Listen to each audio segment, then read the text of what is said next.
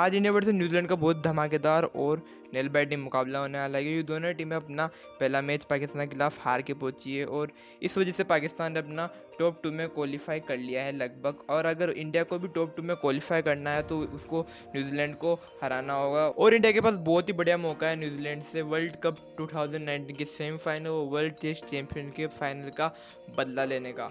तो इंडिया कौन कौन से चेंज कर सकती है अपनी प्लेइंग 11 में न्यूजीलैंड के खिलाफ। तो भुवनेश्वर कुमार की फॉर्म को देखते हुए उनकी जगह शार्दुल ठाकुर ले सकते हैं प्लेइंग 11 में। और हार्दिक पांड्या की फिटनेस में भी सुधार आया है और वो नेट में बॉलिंग प्रैक्टिस करते हुए भी दिखाई दिए हैं। इस वजह से लगता है कि उनकी जगह प्लेइंग 11 में बनी रहेगी और जो 6th बॉलर की कमी थी वो हार्दिक पांड्या पूरी कर पाएंगे। अगर हम इंडिया का रिकॉर्ड देखें न्यूजीलैंड के खिलाफ T20 वर्ल्ड कप में, तो इंडिया अभी तक भी एक भी मैच T20 वर्ल्ड कप में न्यूजीलैंड से नहीं जीत पाया। तो आपको क्या लगता है कि कौन ये मैच जीतेगा, कमेंट में जरूर बताना। और क्रिकेट से जुड़ी वीडियो के लिए हमारे चैनल को सब्सक्राइब करना मत भूलना।